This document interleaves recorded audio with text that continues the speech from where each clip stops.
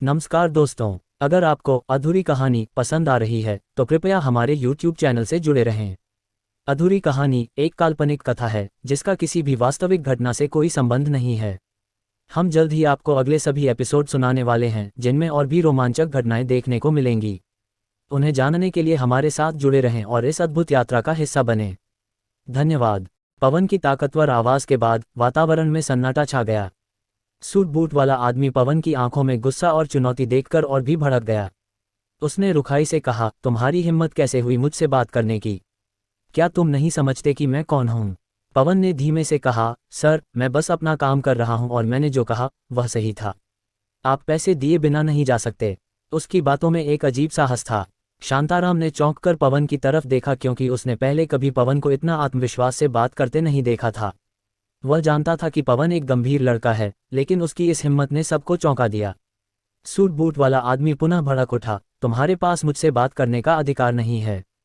तुम कौन हो? पवन ने कहा, मैं आपका काम करने आया हूं और अगर आप अपने कर्तव्यों का पालन नहीं करेंगे तो आप इसके बिना नहीं जा सकते। इस दृश्य ने वहां पर उपस्थित लोगों का ध्यान खींच लिया।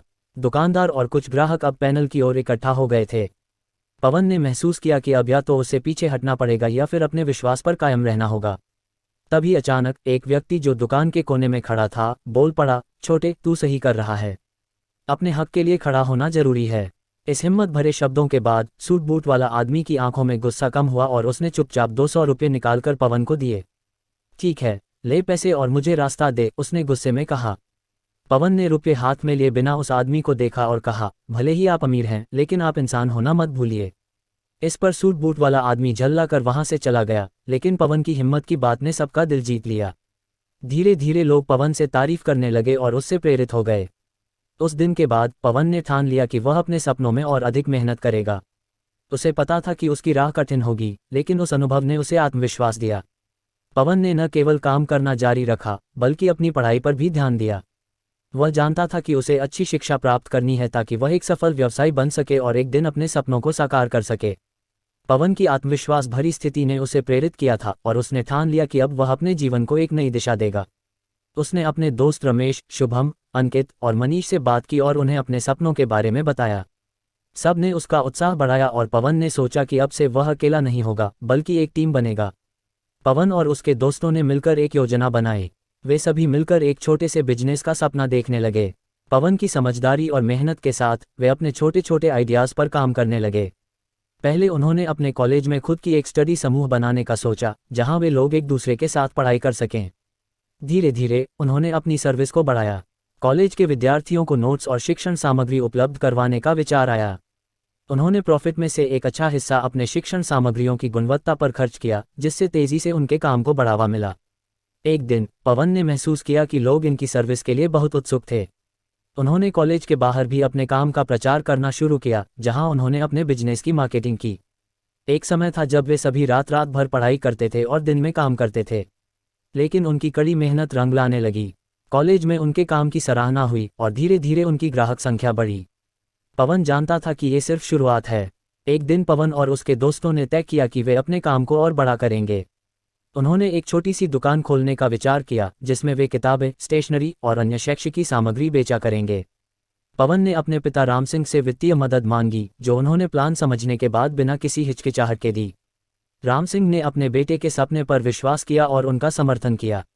दुकान खोलने की योजना बनी और पवन और उसके दोस्तों ने मिलकर बहुत मेहनत की।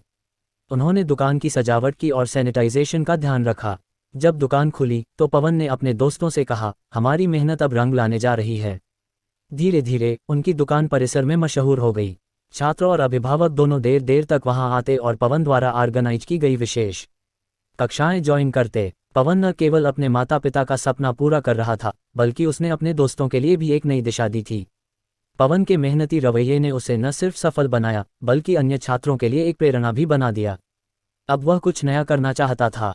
उसे अपने अनुभव से सबक लेना था और समाज में एक बदलाव लाना था। वह सोचता था, मैं केवल एक सफल व्यवसायी बनना नहीं चाहता, बल्कि मैं समाज में भी बदलाव लाना चाहता हूँ। क्या हम एक ऐसी संस्था शुरू कर सकते हैं जो अनाथ बच्चों को शिक्षा प्रदान करे? पवन ने अपने दोस्तों के साथ यह आइडिया शेयर किया। उन्हें यह विचार बेहद पसंद आया। वे सब ने मिलकर इस योजना को शुरू करने का फैसला किया। उन्होंने अपनी कमाई का एक हिस्सा अनाथ बच्चों की शिक्षा के लिए अलग रखा। उनकी योजना धीरे धीरे आकार लेने लगी। पवन ने स्कूलों में जाकर बच्चों के साथ बातचीत की। उन्होंने ये समझाया कि शिक्षा कितनी महत्वपूर्ण होती है। उन्होंने बच्चों को मुफ्त ट्यूशन देना शुरू किया और धीरे धीरे और अधिक बच्चों की मदद करने लगे। पवन और उसके दोस्तों की यह पहल तेजी से सफल हो गई। अनाथ बच्चों का ध्यान खींचा जाने लगा और उनके अंदर शिक्षा की रोशनी चमकने लगी। पवन ने महसूस किया कि यह सब उसकी मेहनत का परिणाम था और उसे अपने माता पिता का सपना पूरा करने का सचमुच गर्व था। अब पवन की जिंदगी में एक नई दिशा थी। वह सिर्फ अपनी सफलता की कहानी ही नहीं लिख रहा था, बल्कि समाज में भी एक नायक बन रहा था। आगे क्या होगा? क्या पवन अपने ख्वाबों को और बड़े स्तर पर पूरा कर सकेगा? जानने के लिए जुड़े रहिए इस अधूरी कहानी के अगले भाग के साथ। पवन और उसके दोस्तों ने अपनी अनाथ बच्चों की शिक्षा के लिए पहल शुरू कर दी थी, लेकिन कहानी में एक नया मोड़ आने वाला था। नासिक जिले के पास एक पुरानी कथा थी, जिसमें कहा जाता था कि उस क्षेत्र में एक रहस्यमयी शक्ति का निवास था, जो केवल सच्चे दिल वाले लोगों को आशीर्वाद देती थी। ये शक्ति अद्वितीय थी और जो लोग इसे पाते थे वे असाधारण क्षमताओं के साथ संपन्न हो जाते थे।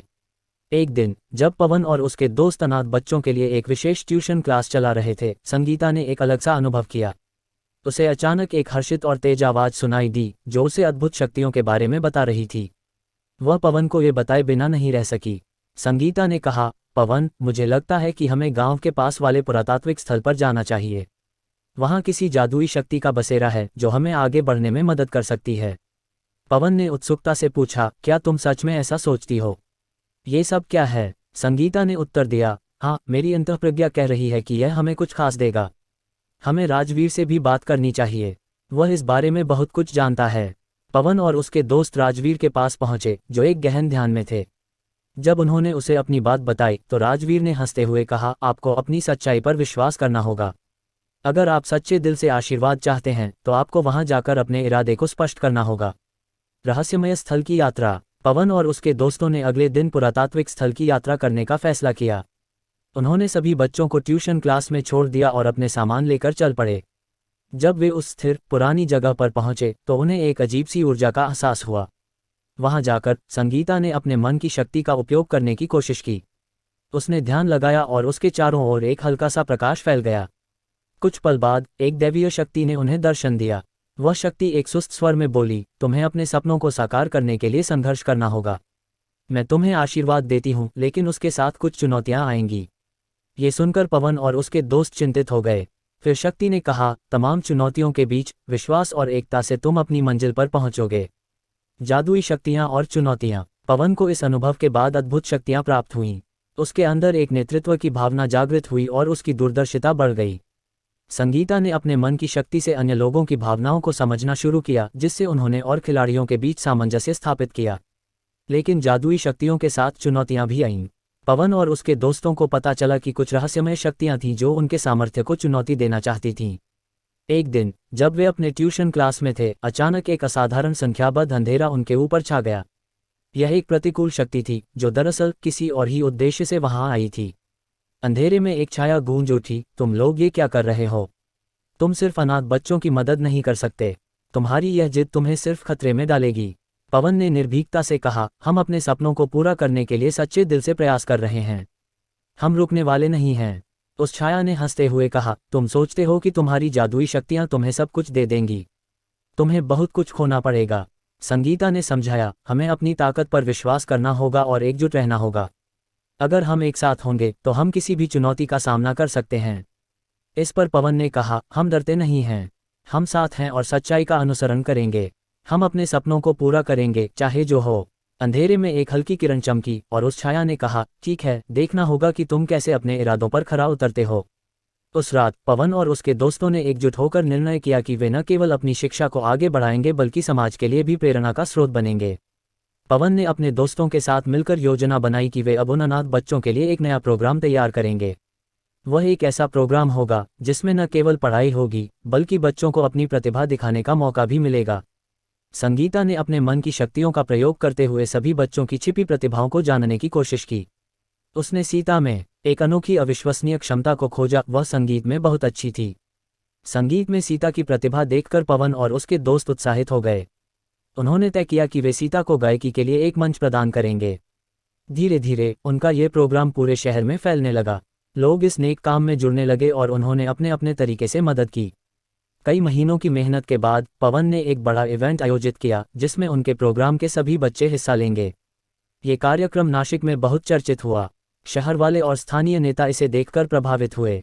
इवेंट के दिन जब सीता ने अपना गायन प्रस्तुत किया तभी सभी की आंखों में खुशी झलकी। उसकी आवाज ने सभी को मंत्रमुग्ध कर दिया। पवन ने उसके साथ सच्ची मित्रता दिखाते हुए कहा, आज तुमने सबका दिल जीत लिया है सीता। जब सब लोग ताली बजा रहे थे तब पवन को महसूस हुआ कि उनका सपना अब सच हो रहा है। उन्होंने राजवीर के शब्दों को याद किया, संघर्ष करने वालों को जीत मिलती है। इस सफलता ने पवन और उसके दोस्तों को ताकतवर बना दिया। अब उन्होंने सोच लिया था कि वे सिर्फ अपने गांव ही नहीं बल्कि पूरे क्षेत्र के बच्चों के लिए शिक्षा और अवसर पैदा करने का काम करेंगे। लेकिन कहानी यहीं खत्म नहीं होती। एक रात जब पवन घर लौट रहा था उसने एक अद्भुत दृश्य देखा। वह रहस्यमयी शक्ति फिर से उसके सामने प्रकट हुई और बोली, अब तुमने मेरी परीक्षा पास कर ली है। मैं तुम पर विश्वास करती हूँ। तुम्हारे साथ कुछ और रहस्यमय सबक होंगे लेकिन तुम्हारी हिम्मत तुम्हें हमेशा सहायता करेगी। पवन ने नतमस्तक होकर कहा, आपका धन्यवाद। मैं अपने सपनों के लिए और मेहनत करूंगा। इस प्रकार पवन की कहानी अभी समाप्त नहीं हुई थी।